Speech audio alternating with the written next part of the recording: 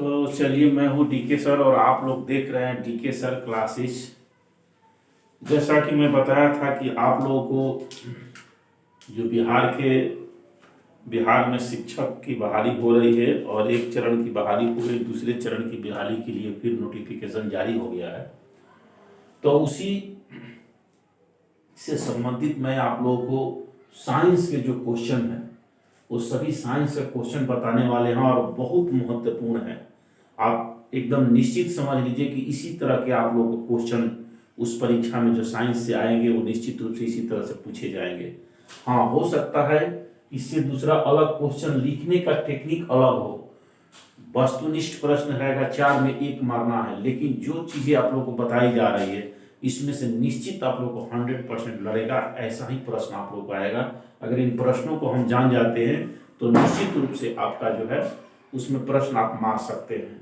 तो देखिए, मैं एक चीज कहूंगा आप लोगों से कि शिक्षक जो होते हैं वो समाज के, कहा जाता है कि दर्पण होते हैं।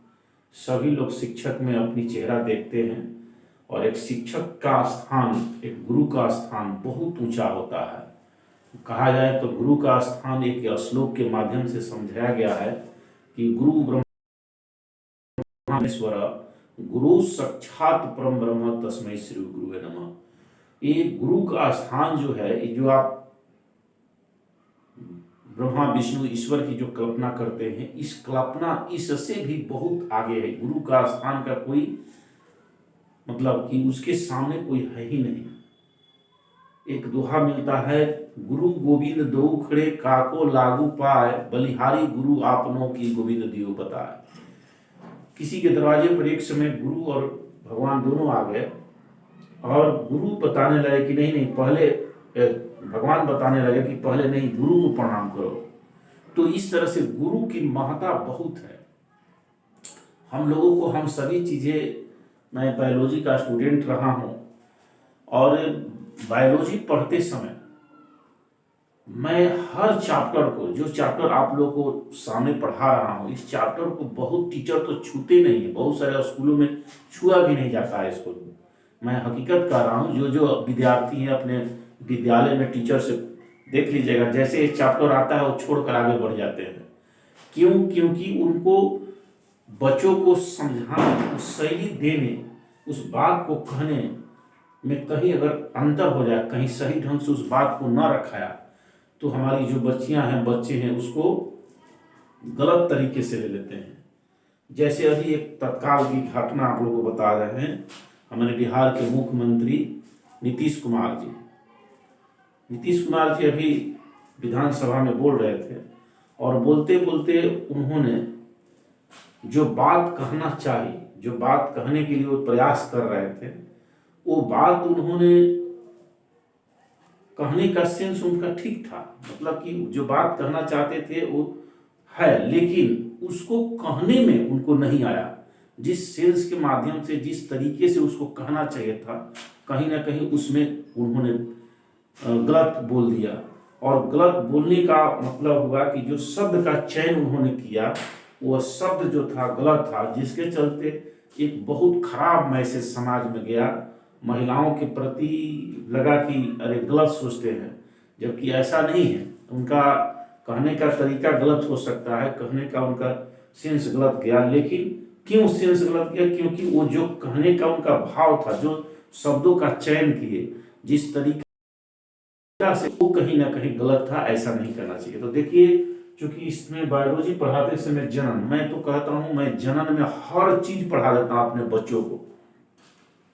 ये जानते हैं कि आपको 8 क्लास से शुरू होता है, 7 से ही सरकारी विद्यालय, जो प्राइवेट स्कूल है उसमें 7 से ही जन्म शुरू है। रिप्रोडक्शन और रिप्रोडक्शन की जितनी बातें हैं, मैं सभी, हम तो कहते हैं कि हमारे सामने मेरी माँ भी बैठी हो, मेरी पत्नी भी बैठी हो, मेरी बहन भी बैठी हो, रिप्रोडक्शन पढ़ा दूंगा और कहीं पर भी आपको जरा भी कुछ गलत चीज जो है फील नहीं होगा। क्यों? क्योंकि भाषा का चयन सही ढंग से करना चाहिए। उसको, उस कहने का जो सेंस है वो सही होना चाहिए। अगर नहीं, थोड़ी सी गलत कहा जाए तो अगला आपको उस चीज को जो है गलत समझ जाएगा और गलत प्रचारित कर देगा, गलत कहने लगेगा।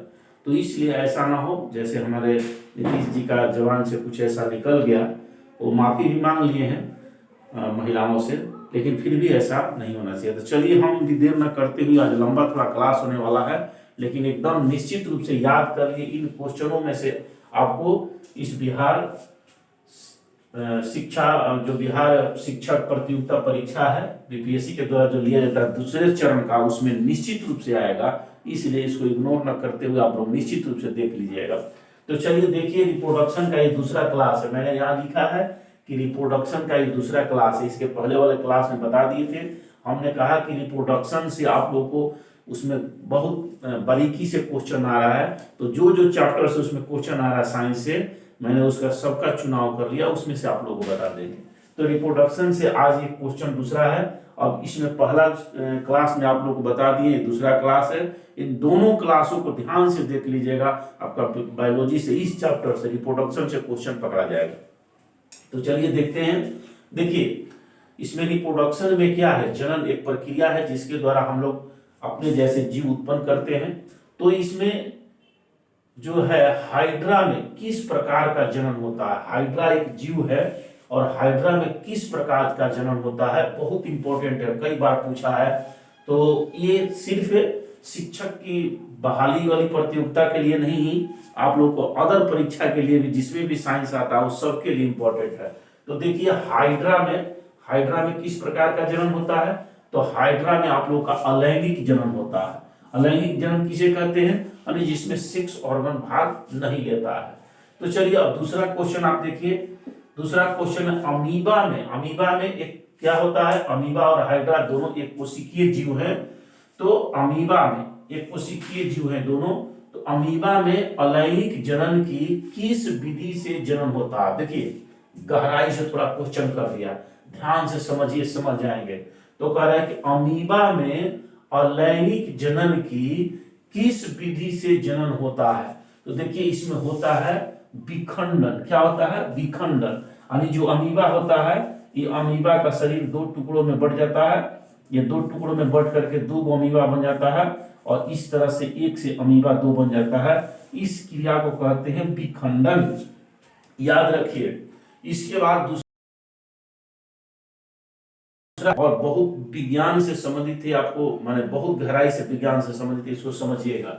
आज मानव में कृत्रिम बाह्य निषेचन, मानव में कृत्रिम बाह्य निषेचन से पैदा होने वाले बच्चे को क्या कहते हैं। देखिए, एक बहुत चीज है कि जिन माता बहनों को अगर संतान की उत्पत्ति नहीं होती है, तो उनको क्या कहता है कि आज इंदिरा IVF आप टीवी पर रोज प्रचार कर रहा, आप देख लीजिएगा, इंदिरा का नाम आप सुने होंगे। उसमें होता क्या है कि वैसे माता पिता जिनके संतान नहीं उत्पन्न होते, वैसे जुगल, तो वैसे उनको क्या कहता है कि कृत्रिम विधि से बाह्य निषेचन कराकर, और फिर वो जो भ्रूण तैयार होता है, जो जाइगोट तैयार होता है, वो माँ के गर्भाशय में स्थापित कर दिया जाता है।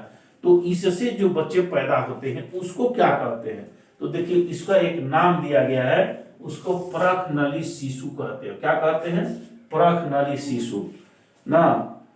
प्लास्टिक ट्यूब बेबी भी, बहुत लोग प्लास्टिक ट्यूब बेबी भी कहते हैं, लेकिन इसको परखनली शिशु कहा जाता है। तो ये याद रखिए, बहुत इंपॉर्टेंट है। अब देखिए, मानव में कितने गुणसूत्र पाए जाते हैं, बहुत इंपॉर्टेंट है, बार बार पूछता है, मानव में कितने गुणसूत्र होते हैं। तो मानव में 46 गुणसूत्र होते हैं, याद रखिए 46 गुणसूत्र होते हैं, जिसमें 22 गुणसूत्र हमेशा जुड़े में पाया जाता है। तो जुड़े में पाया जाता है, तो एक गुणसूत्र जो देख रहे हैं आप, इसमें 22 जोड़ा जो एक दूसरे के समान होता है। तो 22 दूनी कितना हो गया, 44।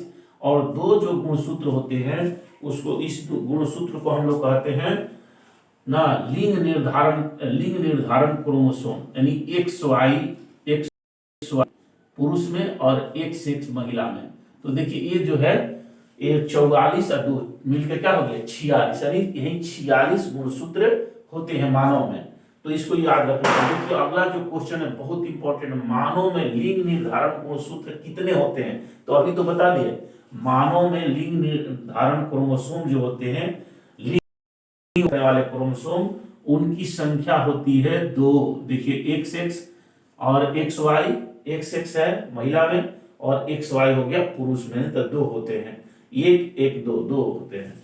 तो चलिए ये हो गया आपको। अब देखिए इसी से संबंधित अगला क्वेश्चन है, बहुत इंपॉर्टेंट है। XX क्रोमोसोम से किस लिंग का निर्धारण होता है, यानी किसी व्यक्ति में, कोई व्यक्ति है उसमें अगर XX लिंग है तो उसको हम क्या कहेंगे, तो देखिए उसको कहेंगे स्त्रीलिंग, यानी यह मादा हो गई, लड़की हो गई, मादा यानी लड़की हो गई। तो इस तरह से XX क्रोमोसोम जो जहां आ गया तो वहां पर स्त्री का बोध होता है, नहीं लड़की। जैसे आप बेटा और बेटी 2 पैदा होते हैं तो उसमें जिसमें XX क्रोमोसोम जाएगा तो उस स्थिति में बेटी पैदा होगी।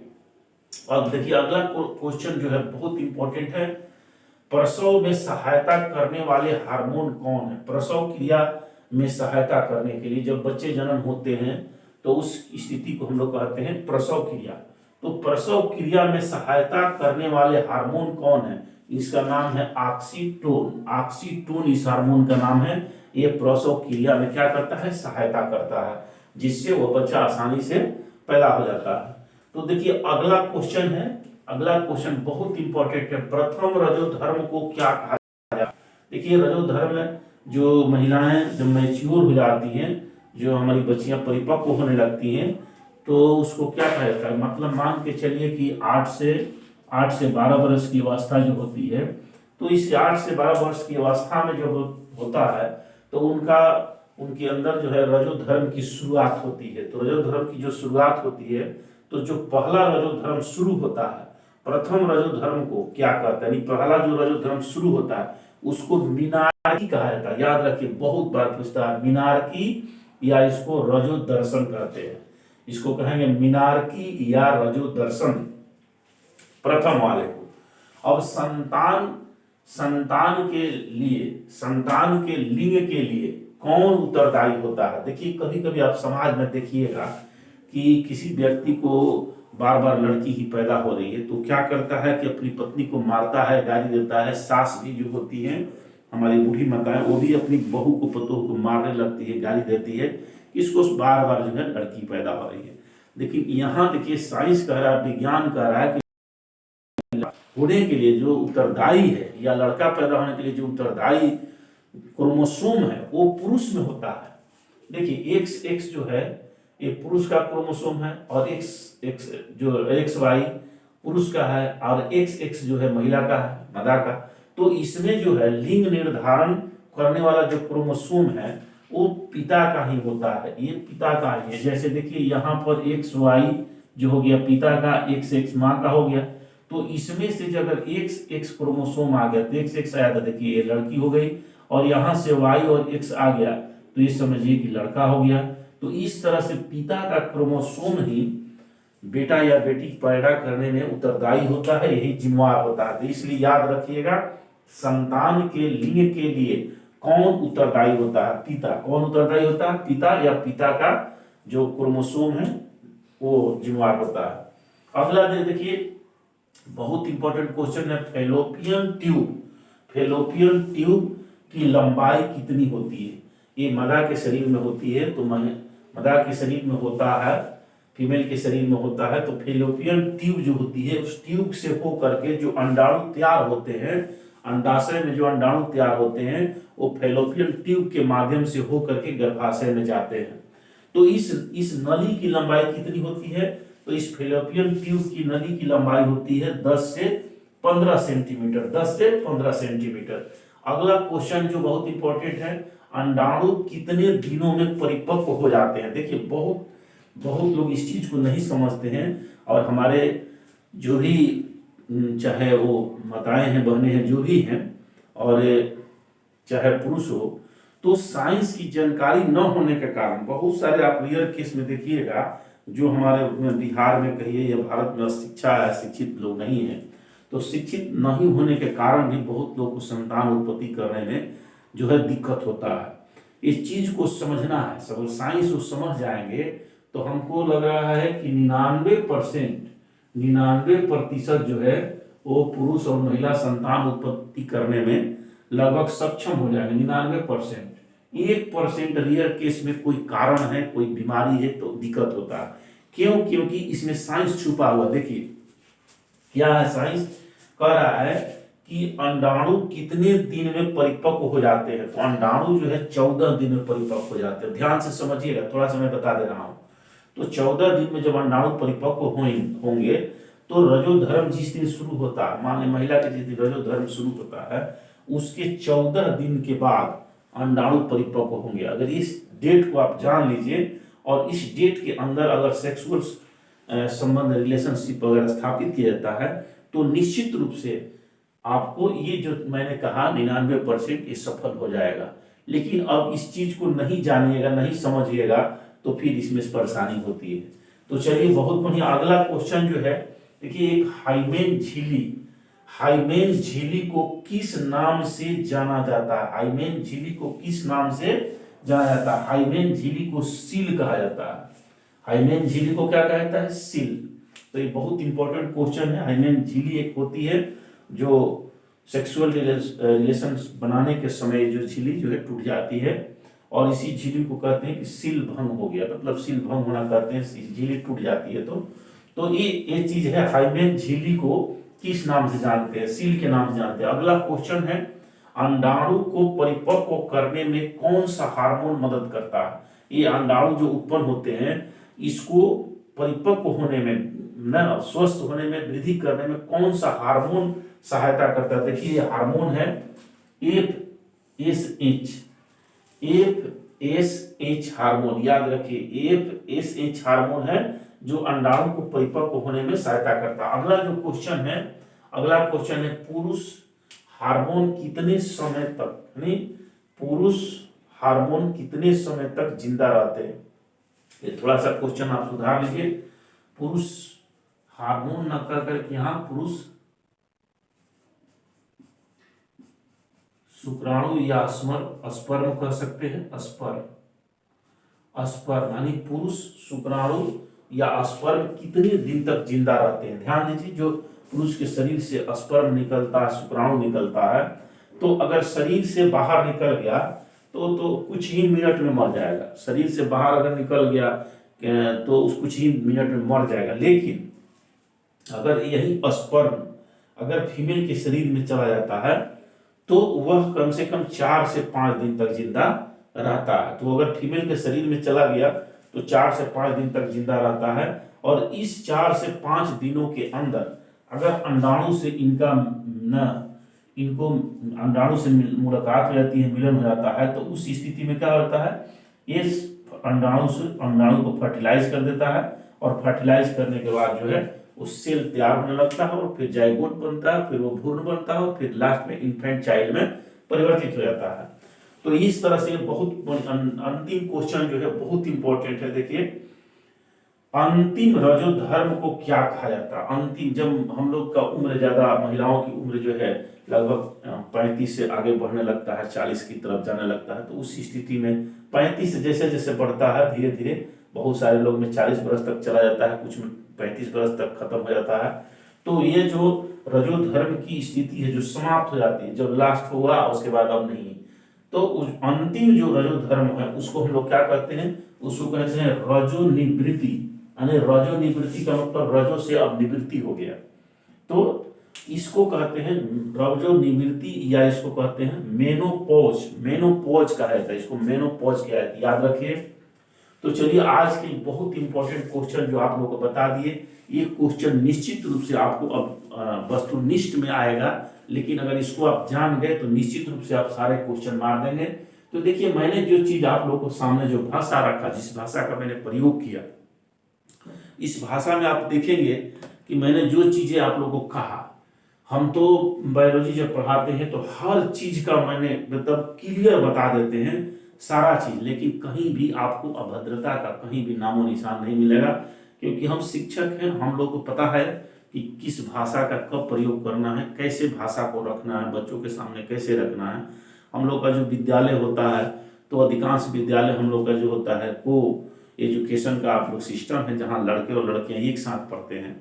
तो उस स्थिति में हम लोग को अपनी भाषा को तो निश्चित रूप से ठीक ठाक रखना होगा, ताकि बच्चों पर कोई गलत ना समझे। भाषा जो हम कह रहे हैं, कहने का तरीका अगर गलत मेरा हो जाए थोड़ी सी भाषा कहने में अंतर आ जाए, हम कहना चाहते हैं ठीक ही, लेकिन थोड़ी सी अंतर हो जाए तो उसको गलत महसूस होने लगता है, अगला गलत महसूस करने लगता है। तो इसलिए हम सभी को अपनी भाषा पर निश्चित नियंत्रण रखना चाहिए। मैं जो भी मैं पढ़ाता हूँ, आप लोग इसका बखूबी इस चीज़ पर ध्यान रखा जाता है, लेकिन फिर भी ज्ञान है और इस तरह से ज्ञान को सीखना चाहिए, जानना चाहिए। और हमारे शरीर जो है, अपने पार्ट्स के बारे में, अपने जब सब बॉडी के बारे में ही नहीं जानेंगे तो किसके बारे में जानेंगे? शरीर है, इसके बारे में तो हम लोग को बखूबी जानना है। तो चलिए, बहुत बहुत धन्यवाद। और आप लोगों से ये है कि आप लोगों को अगर लगता है कि मेरे क्लास में कुछ आप लोगों को नॉलेज बढ़ रहा है, तो निश्चित रूप से आप लाइक, शेयर और कमेंट करिए इसको, और सब्सक्राइब कर लीजिए चैनल को। अपने दोस्त साथी के पास भी इसको शेयर कीजिए, जो भी शिक्षक की इस प्रतियोगिता परीक्षा की तैयारी कर रहे हैं बीपीएससी से, उनके पास निश्चित रूप से कम एक आदमी के पास आप लोग शेयर कीजिए। देखिए, सबसे मूल चीज होता है कि हम लोग भी मेहनत करते हैं, क्वेश्चन को बहुत सारा चीज गहराई से आदमी खोज कर लाता है, मेहनत करता है, 4 घंटा 5 घंटा पढ़ता है, तो आप लोग को इस तरह से 10 15 20 क्वेश्चन हम लोग निकाल कर लाते हैं। तो थोड़ी सी आप लोग को लाइक शेयर करने से हम लोग का भी थोड़ा हौसला बढ़ता है, लगता है कि नहीं भाई कुछ है, और हम लोग बनाते हैं और मेहनत करते हैं। तो इस तरह से हम लोग का निश्चित रूप से आपसे कहेंगे कि अगर इस वीडियो को आप देख रहे हैं तो लाइक शेयर कमेंट जरूर कीजिए, ताकि हम लोग और हौसला बढ़े और अच्छे से ज्ञान आप लोगों के सामने हम लोग लेकर आए। तो चलिए, बहुत बहुत धन्यवाद। जय भीम, जय भारत, जय संविधान।